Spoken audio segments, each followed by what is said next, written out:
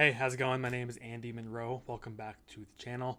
In this video, I'm going to be talking about everything that you need to know when it comes to event sponsorships. Now, most people that are hosting events for their business want to make money from the events, and we talk a lot about that on this channel. And one of the key revenue drivers for events is sponsors.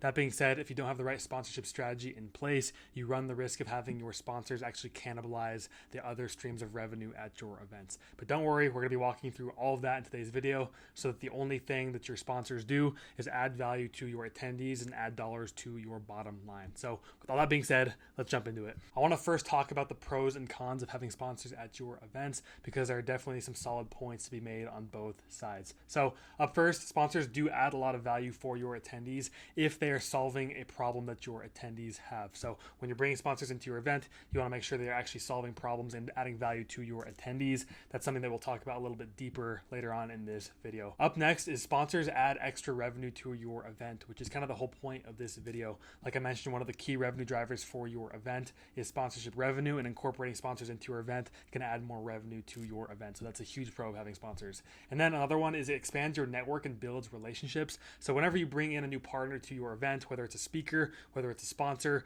you're building a relationship with that person, with that company, whatever it is. And that could be a relationship that pays dividends down the road as well. Another pro of having sponsors at your event is they legitimize your event, and this really applies to people that are new in the events industry. Maybe it's your first event, maybe it's your second event, and maybe you don't have a ton of social proof to display on your websites, like testimonials and results that people have seen from your events. A great way to add social proof and legitimize your event is by incorporating sponsors, incorporating speakers, and having other people and brands associate themselves with your event. So if somebody comes to your website, they see that you have sponsors, they see that you have speakers, maybe you have a few testimonials on there as well. That's a lot of social proof, and that could be enough to get more people to buy tickets. And leading into this next point, social proof and authority bias. If you have legit sponsors that maybe are industry leaders in whatever their industry is, that could be a great way to add some authority to your event. Maybe you have some really well-known people or companies that are sponsoring your event. This could be something that further legitimizes your brand and your event, and could also be something that leads to more ticket sales. So those are the pros of having sponsors at your events. There could be a few more, but these are the main ones that we have seen from having sponsors at our events.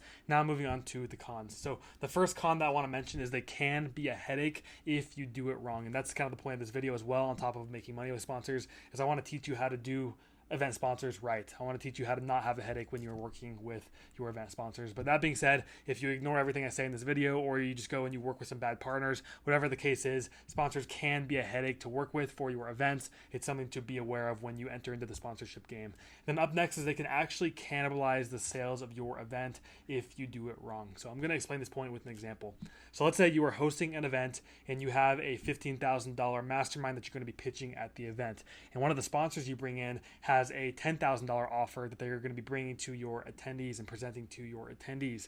And let's say you are pitching your offer on day 2, and on day 1, this particular sponsor sells 15 people on their package at 10 grand. Those 15 people, unless they have a lot of money to spend and they want to spend $25,000 at your event, are most likely not going to buy your offer on day 2. So later in the video, I'm going to be walking you through how to avoid this, but it's important to understand that sponsors can cannibalize the sales at your event. Another con that comes along with having sponsors at your event is they can make attendees angry, especially if they're very salesy or very pushy, or they're using high pressure sales tactics. Whatever it is, sponsors can piss off attendees. So just make sure that you are working with people that you trust and that you know won't do this. And also you want to have an agreement in place that states they can't be too salesy and pushy with the attendees. They are there to serve the attendees, they are there to add value to the attendees, and they're there to solve the problems of the attendees. They're not there to piss them off. So that's important to establish with the sponsors that you're working with, but it's also something for you to be aware that it could happen if you incorporate sponsors into your event.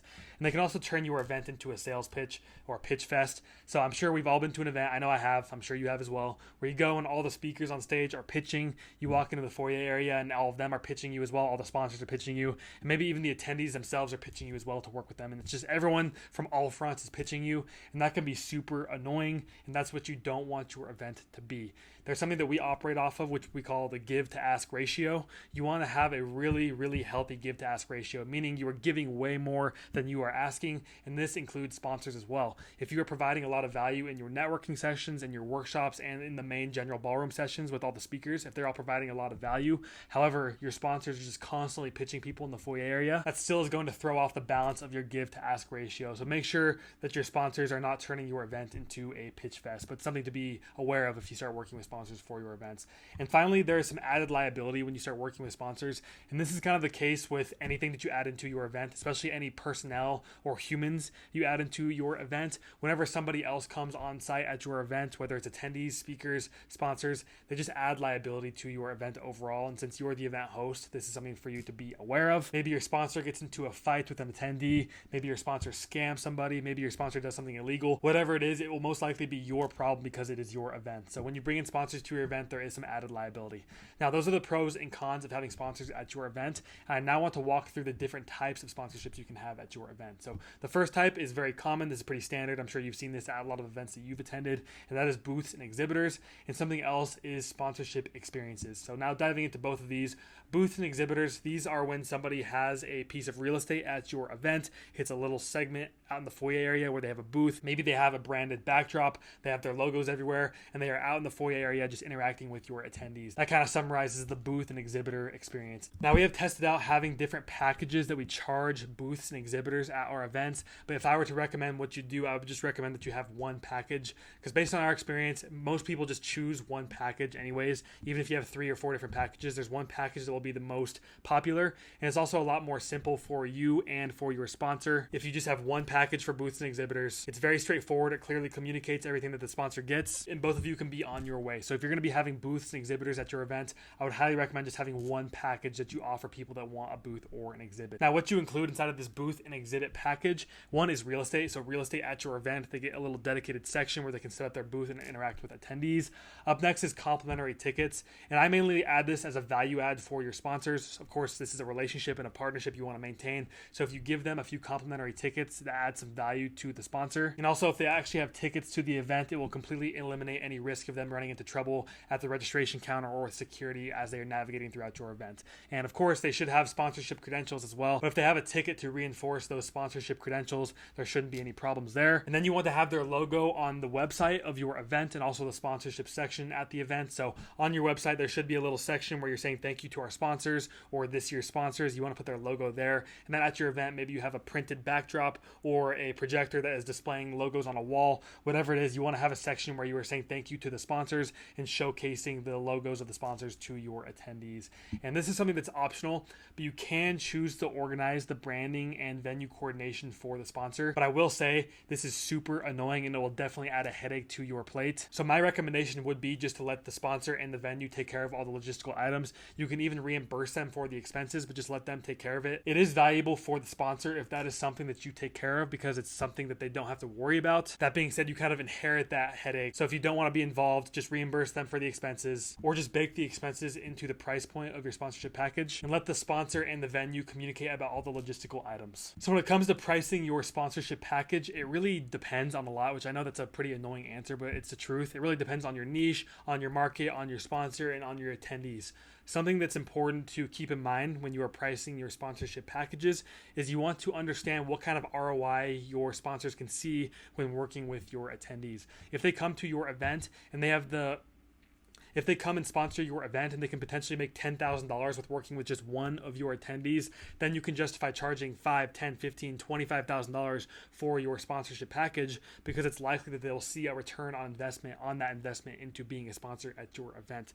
That being said, if they can only make a couple $100s with working with one of your attendees, it might be harder to charge those higher price points. So when you are coming up with a price point for sponsors, make sure you understand what kind of ROI they can see by being a sponsor at your event. Okay, so now moving on to the second type of event sponsorship, which is sponsor experiences. And I know this is going to be a very holistic answer, but a sponsor experience is any time an attendee experiences the sponsors of your event, excluding booths and exhibits. I like to separate these two into 2 different categories. There are booths and exhibitors, and there are sponsorship experiences. And a few examples of these could be a workshop. Maybe your sponsor comes in and they host a workshop about the problem that they are solving for your attendee. So an example of this could be if you're hosting an event for small business owners and you're helping them scale their business, one of your sponsors could be an accountant that helps them manage their finances, and that sponsor hosts a workshop where they are teaching the attendees how to manage their finances, and then they give them an opportunity to work with them further. Another example is branding, so having sponsorship logos on different branding elements at your event. This could be pens, it could be notebooks, it could be the lanyard, it could be the standing banners, it could be floor graphics,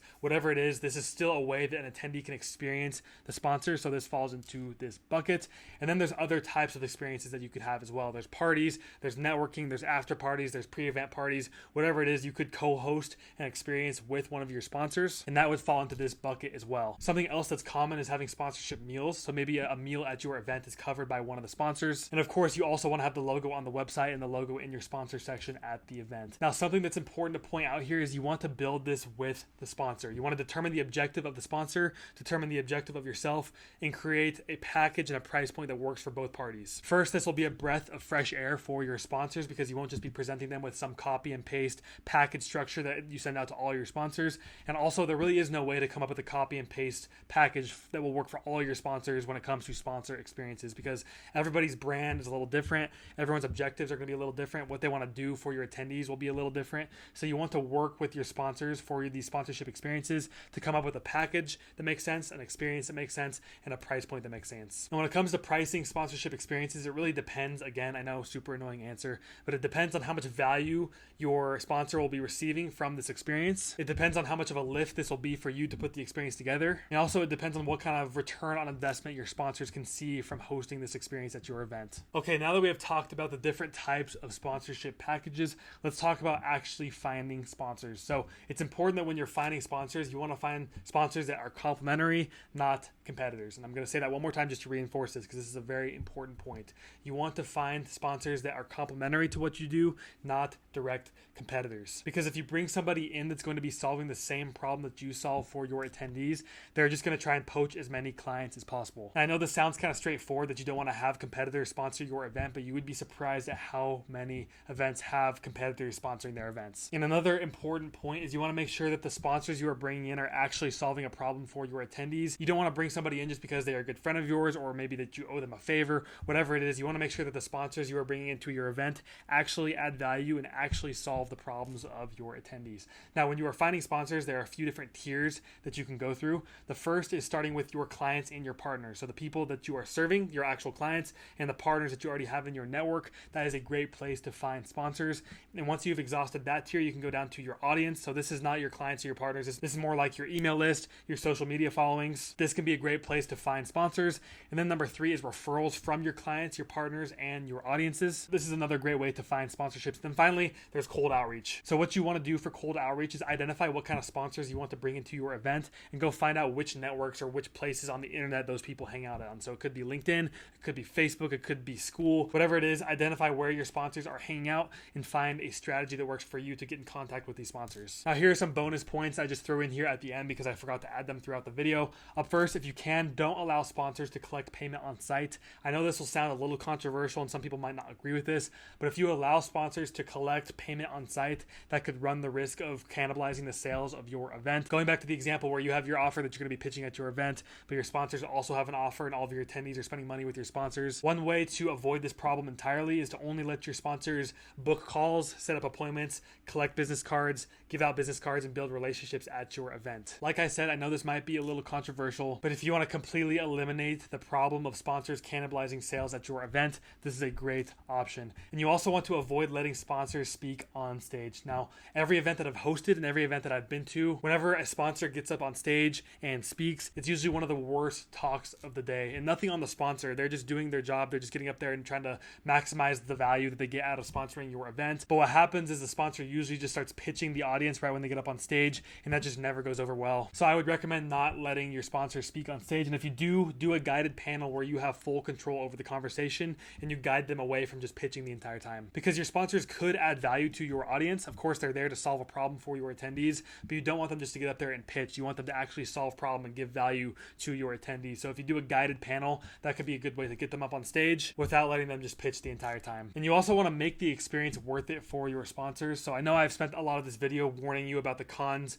of having sponsors and all the ways that you can maximize the value you receive from having sponsors, but this is still a partnership and this is still a relationship that you want to create and nurture. So make sure you are making the experience worth it for your sponsors. And also, like I mentioned earlier in this video, you want to have an agreement in place with all of your sponsors. Do not let somebody sponsor your event without an agreement. You want to have an agreement in place where all of the expectations are lined out. Everybody's on the same page. They know exactly what they can and can't do. This will save you a massive headache. So make sure you have an agreement in place with all of your sponsors. Finally, make sure you have a meeting prior to your event with your sponsors, just to make sure everybody's on the same page. The last thing you want to happen is expectations not to be clearly set, or the sponsors show up to your event and they don't know where they're supposed to go. They don't know where their their booth is, they have no information, and then they're just constantly asking you questions as you're trying to organize your event and host your event, which can be incredibly annoying. So make sure you have a meeting prior to your event with your sponsors. All right, that is everything. That is everything you need to know about having sponsors at your events. I know that was a lot of information in a very short amount of time, so hopefully it was helpful and also easy to understand. If you are a coach, consultant, or community owner that is currently hosting events for your business, but you're not seeing the results that you want, or you want to start hosting events but you just don't know where to start, make sure you click the link down below. And also, if you could like this video and subscribe to our channel, that would be super helpful. Thank you so much for watching, and I will see you in the next video.